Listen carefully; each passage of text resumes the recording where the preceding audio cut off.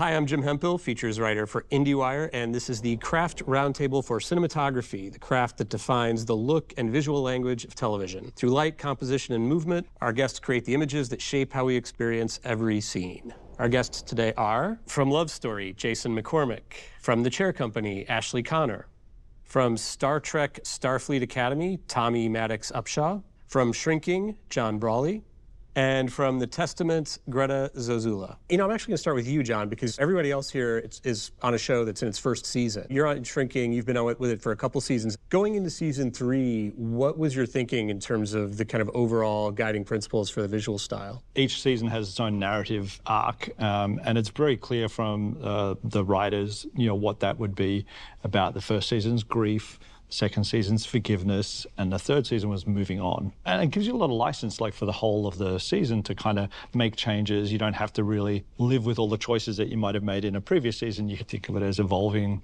what you're doing visually and finding some new visual language and some new approaches for that kind of fit in with that direction. So what were some of the new things that you wanted to bring in this season? Well, with forgiveness, you know, to me, the whole look is a little bit more open. It's a little bit more colorful. It's a little bit more hopeful, you know, and that was a kind of just a thematic idea that we had. And it can translate in lots of different ways in terms of the way you're lighting things, the way you're developing a look in pre-production, and the choices you make in terms of staging and coverage. If you start to feel nervous out there, I want you to look up into the stands and see all of us and borrow our positive energy. And we're gonna project it at you. We're gonna be like,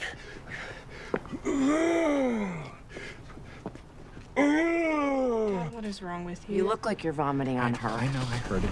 Greta, on The Testaments, it's a new show, but it's a spin-off of a show that everyone is familiar with. So what were some of the ways that you were influenced by Handmaid's Tale, and where did you want this to kind of have its own visual identity? I'd say initial conversations were really about tone and color. Color was a big thing. So when you think of Handmaids, you think of red. And that was a color that we completely got rid of. And so those were the initial conversations. And then lighting was another one where we, kind of similar to what you're saying, like we wanted to create, because it's a different perspective entirely, to create this sort of more openness and softer environment, because ultimately the perspective that we're coming into is a lot more hopeful. Agnes Mackenzie, how the time goes by. I have been watching you for quite a while now. Why, Aunt Lydia? Soon to be eligible. May God make me truly worthy. Ah, you will be rewarded. If you are free of sin, of course. Tommy, similarly with Starfleet Academy, you're doing something which is a new show, but obviously has a vast history behind it. How much of that is on your mind? It needed to be much in alignment with what he talked about. I mean, it's a learning environment, right? It's a whole new chapter of like Trek. And so we wanted to, like, you know, a warm incubation of, you know, this new younger, you know, cadets and people, you know, Spock and everybody is up on the wall. We're trying to appeal to a YA audience more so than the Trekkies of the past 50 to 60 years. You know, I was trying to figure out a different format, because everybody, you know, in this sci-fi space especially is like anamorphic, clean, cold, long lens, reach on a 300. It was like, no, these are kids and they need to be learning about camaraderie, and then so people need to fit in the frames with each other, and let's make the lens way more intimate in terms of the environment and learning. So the palette went warmer, and then when they went on the missions, you'll see that I kind of cool it off, and mixed color and tonality is something I really, you know, I love to do just because I like to play around, but also it's like, I just felt emotionally it was different than what I saw. Red alert! Red alert! Red alert! Red alert! Hey. You don't have to say it, okay? That's what the warning's for. I've had a day. You're doing great. Thank you, goodbye.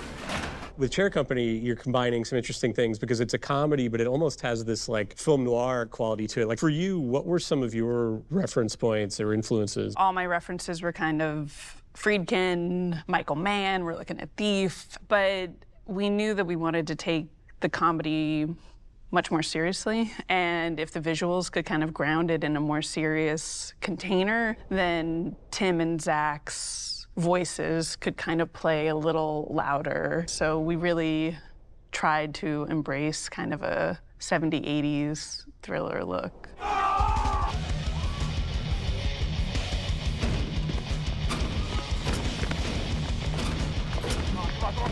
Get in! Quick!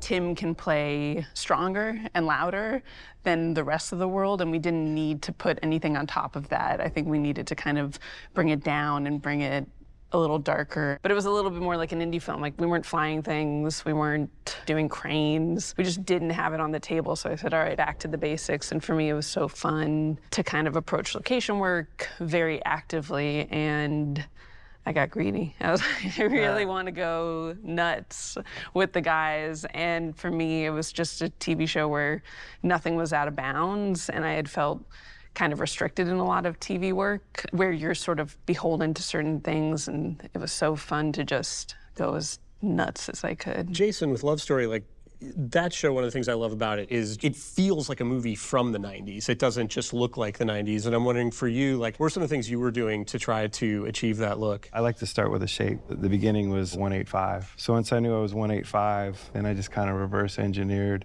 the look from there. Like, okay, well, I'm at 185, I'll shoot spherical. Then I hooked up with an amazing colorist and just had discussions with him about finding these colors. And this look took that, and now I had the tools that I needed. And then the approach was really very much like, I try to think of it almost like photojournalism. Like, if you're in a room and something's happening, there's usually one place that's like perfect. Usually the most iconic photographs that we gravitate towards, it's one image from one spot. Do you want to go ahead and we'll follow? We've been photographed together plenty of times. Right, I'm just thinking Narcissa's a designer. Someone connects the dots. Connects the dots of a vast fashion conspiracy. Sure, you're probably right. Let's just go. That show's got incredible use of New York locations, and I'm wondering, like, what were some of the logistical challenges for you of all of those New York exteriors? Shooting in New York is not easy. Like, shooting on locations is not easy. Having a New York crew, obviously, in New York locations, and you know, people with finesse to try to work it out definitely helps. But like, just, you know, shooting at Central Park, that football scene, it was like, you know, you scout and, you know, yeah, you can do this, yeah, you can do that. And it's like, you make all these plans, and the day before, no, you can't bring anything. Right, cool, I guess it's handheld. So you have to kind of be nimble. In other areas, though, like when we were shooting down in Tribeca, you know, we were able to like lock up a street, but you're still kind of dealing with, New York's not a film town. It's like New York, you know, like there's a lot of things that go on in New York before the film industry.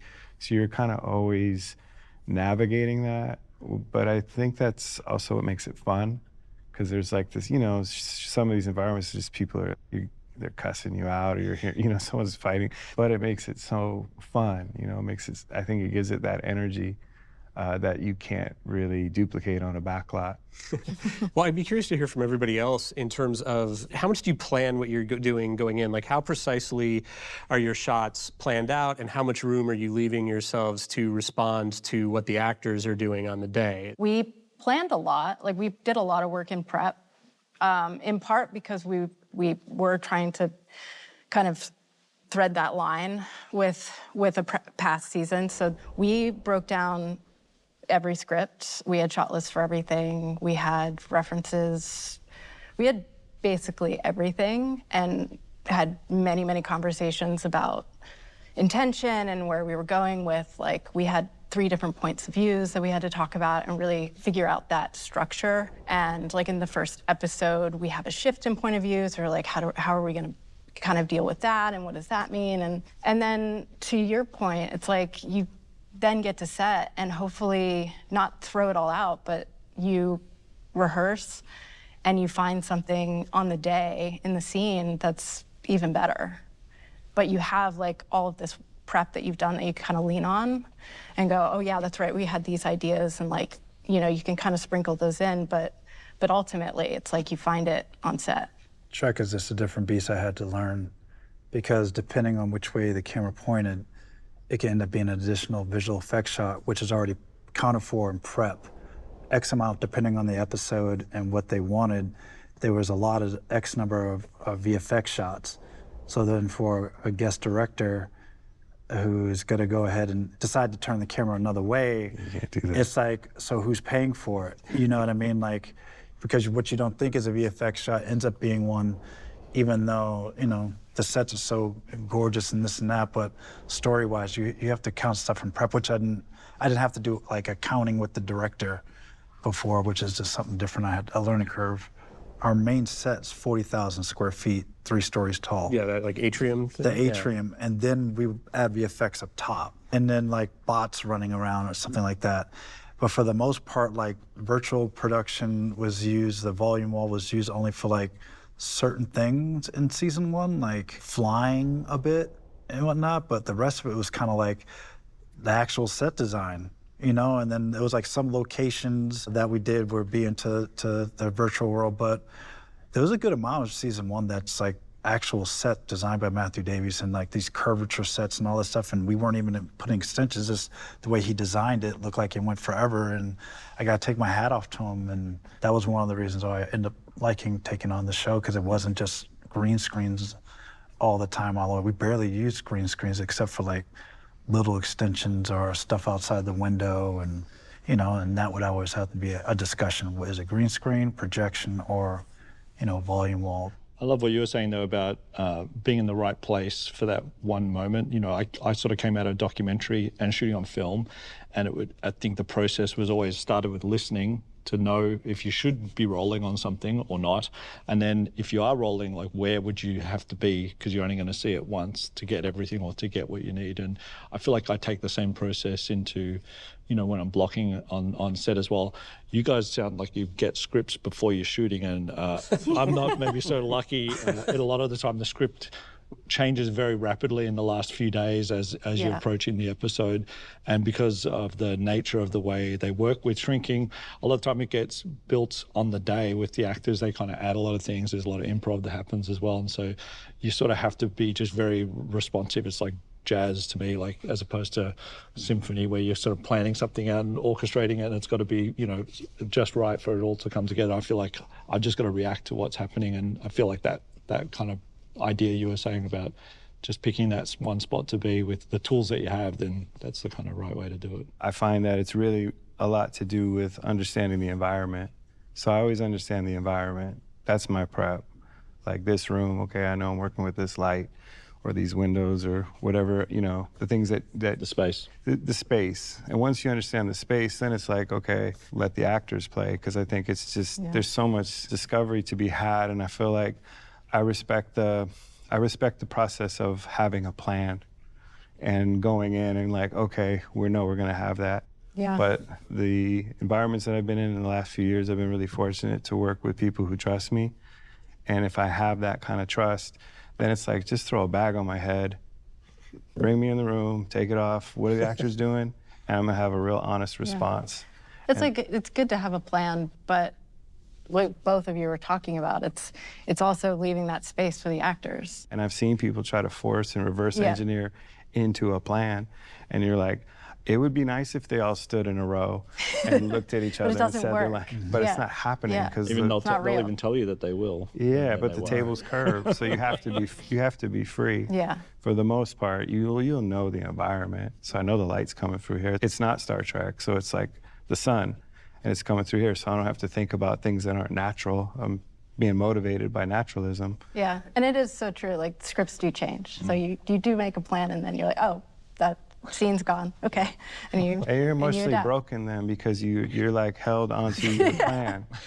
And now you're like debating with somebody about like, I know that was the plan, but like, it's not the plan anymore. So what do you want to do about it? Never be too emotional with the plan. You just be free. Just try to be free. And then I think like the best version, if you're open to it, will present itself. I like it to just have those conversations about what things mean, like what a character is going through, like ultimately what the goal is. Yeah, you that's know? good in the page turn. Yeah, but not like, this is what we're doing and we're going to stay in this box. Because then the plan can change, but you're still going to the same direction. You know the emotional arc of the scene, where you need to be. Like there's a moment in that scene that someone wrote that's like, that's the most important part. So then you're almost kind of, it goes back to coverage. Sometimes you'll start with that and get that. Okay, we got that out of the way. Now we're now we're free, we're playing with house money, Yeah. and you could kind of, all right, let's do a master now. Like, not try to break the structure up a little bit and go to what's most important. Yeah, yeah, like shooting a master first isn't necessarily the right thing. Yeah. Well, speaking of coverage, I know most TV shows are shooting stuff with multiple cameras. How many cameras are each of you shooting with, and what are the pros and cons of multiple cameras? And when you do shoot with multiple cameras, how do you kind of avoid compromising the lighting? We only had 2, sometimes an additional, but like we were a very kind of small operation, and we never wanted to do like traditional coverage if we could avoid it. So I had one camera on a 250 through a window and offsetting, but our schedule was such, which I'm assuming everybody can understand, they're just losing days off of schedules, so you have to work faster, harder, more, and very quick, and we didn't really have a lot of gear to play around with, so it was like speed and efficiency and how to kind of get it done in the time. But I find 2 cameras on TV to be my sweet spot. Anymore, you compromise lighting too much. And when you can do single perspective, it makes, I think, the shot much stronger. But producers will rarely let you do that. But yeah, you got to cook. I think, especially on Tim's show and the amount of writing that there is to get through in a day, you really kind of have to smartly design and break down and lose, add, adjust to what's happening in front very rapidly. We use 2 mainly, but we have 3 all the time. 2 is usually what I try to go to, but it's like reaching in. It's like I want them to be close. So that was kind of like one of the things that I was trying to break away from the other shows, that reaching in on super long lenses, and they would just start shooting, all spaghetti western of it all, and I was kind of like, I'm not doing that. So let's 65, 40, but, I'm saying the wides you can do 3 cameras, right? Because I'm humongous space, but then like getting in multiple people, it's like, okay, who's tighter than the eye line? Then 65, which is like our longest that I would let them really kind of get on, then it's like everything wider than that. And then a specialty, we would use like a 300 or something. And then we happen to have some lenses that got us into like 15 inches in anamorphic. That was really kind of ridiculous. So then it was like, you can start here and then yank back on a 40-foot techno in anamorphic. But I hate reaching in and just like, this, that, and that, and this. It's like just one of those things. So then we try to just get a bit more intimate with everybody and, but 2 to 3. Action stuff like 6. We had 2 cameras. Sometimes I feel like you're up against it, and there's this idea that it saves time, and if you shoot coverage, it's like it gets rid of a setup. I don't find that it saves that much time. I like to leapfrog even within a scene, so it's like if we are doing the master last or something, we use one camera and then go to the other camera and sort of try to set that up while we're doing other coverage. I find that works, but I really try to stay away from forcing 2 cameras in. And then, every once in a while, it's based on performance, and there's really a need for 2 cameras, so I'll do whatever I can to make it work, keeping like that in mind. And then, sometimes there's like a big action piece. We had one in episode 6 where I had 4 cameras. But kind of similarly, like it wasn't so much for 4 camera coverage, it was more like we had one on a crane. We were shooting on 3 different levels of the stadium. So it was just like sort of getting ahead of things and just sort of getting things going instead of forcing it. I'm the opposite of all of that. I mean, normally we have 3 cameras full time and we try to use them most of the time. But what we try to do is we often start with closer shots. We don't tend to do close-ups necessarily. A lot of comedy, I think, plays better in looser frames anyway. And you're right. I think having more cameras does not save you time. But it does mean you don't wear out the material. You can do less overall takes. And especially I think with comedy, it also gives you the ability, especially if you have actors that improv a lot, they can kind of talk over the top of each other within a take, and the intra-take continuity will match if they're doing something different. So we like to start off with a cross shoot if we can. And often the third camera, what I try and do then is do something that's not conventional. A and B might be in studio mode, and the C camera will go handheld or something and do a profile, or try and get some detail that might be happening in the scene. And I usually encourage them to do something different each take, like go find a different shot each take. And I think that kind of gets you a little bit more sense of what's happening in the scene. You can kind of react emotionally to what's happening depending on what's going on. Some stuff with one camera, if you're doing Steadicam, trying to choreograph something that plays like it's a oner, although rarely does it ever survive doing that, but you can kind of go in with that idea. And, some of those other kind of, when you go exterior, we can do some more interesting things. But I feel like with the way the comedy works on this show, and the actors really like starting with the kind of coverage, and you actually spend more takes doing that first setup. And then, you finish with something wide maybe at the end, or some flourish that you might want to put in, like a move or something that punctuates it. But that's kind of our model for shrinking anyway. How do you guys handle that when you do like this big Steadicam shot and you're in this TV space, and it's like, it frustrates me to the point where I openly say to directors and like producers now, especially the director, I'm like, why are we gonna waste all this energy, everybody on here making this oner happen, and then you're gonna bust it? So let's not do it if we're going to bust it, because Call them out. Because the Let thing 'em is, know. think about the grips. Do all between the grips, picking up the camera, if like you're doing a handoff of something, a steady camera, like all these people are maneuvering all this work for like 6 hours. Then it gets on screen. It's like 3 seconds. You're like, for real? It's like for real. That was you just like, we could have been way more productive going into it and just not do it, and then move on. And it's helped out because they start to see it, and it does the morale I've noticed of crews, no matter where I am. Once you keep hearing that same thing, they don't believe it in the TV space. They're like, don't believe the shot will last, but what? And it's kind of like, that's why I'm like, no, you guys, You're it's like not. 6 hours of your day. Come on. One shot. You're we all can be doing other good stuff. That's exactly it. You're turning colors over there. No, I mean, I operate, so the way that I've approached it in the last few years, I try to do a shot till it breaks. So it's one camera. And if I'm working off a jib, off a remote head, I can have my director. And I'm a big fan of less takes, more setups. So that way I can work faster. Like, don't languish in the one shot if you know you're gonna cut anyways. Yeah. Like, let's just be honest. So, right. I mean, kind of blending his question with your question, it's what is it gonna be? If you're gonna cut it, then let's just get to it.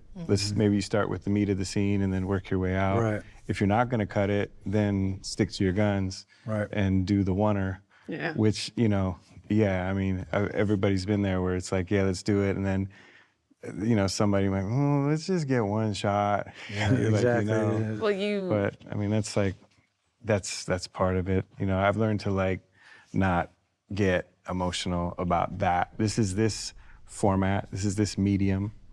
It can't be 3 hours long. It needs to be 45 minutes or 30 minutes or whatever it needs to be. It needs to exist in a box. So whatever you're in love with might not fit in the overall. So I'm just here to serve whatever's best for the edit. I'm always thinking about the edit. And that's where it goes back to, if I'm working with one camera, I might have a second one to jump on to steady, but just shooting with one. But get them big on, like, I'm starting a campaign, less takes, more setups. If you can agree to that, you can be dangerous with one. Because I'll just do 2 takes. I'm like, I think you got it. You want it. Sometimes one camera's a lot faster. I find it's faster, right? Because you're not so fussing around with making it's it way work faster. for 2 or 3 and if cameras. I do the math, if I have a pick point to the arc of this scene, for example, I mean, you just go straight right there. I have a wide. I can arc an arm over here, do overs. I can swing in, do singles, all from one track point. So if I can see that in the beginning of the setup, I'm like, I can cover almost this entire scene from one setup. And then, okay, let's pop off and do something else. But I'm working way faster. But you got to get them on board with, that's the catch. Yeah. It's less takes. It's not about coverage. And that goes into a bigger thing in this format in terms of a showrunner versus an episodic director. And somebody who's going to be like, well, I better turn in a lot of options in an edit because I want to get another job, versus someone who's like, I know what I want. I got what I wanted, let's move on. So you do 2 takes, 3 takes. Someone else might do like 8 or 10, and then, you're running out of time. Better throw in that second camera. Yeah. I feel like on TV especially, I try to catch the edits as early as possible to see what tonally they're going to do and how they've been handling the footage, cutting up the footage, and that can inform the sort of swings that you can take if you want to go more aggressive or more stylistically crazy on the shot. But then also understanding what they're doing functionally brings me more into a world where I'm like, well, I don't want my shot to get cut up if I'm gonna do this and spend the time. So like, I really have to be planned and smart and in line with what the show is trying to accomplish, not just me doing like the coolest shot that I could think of.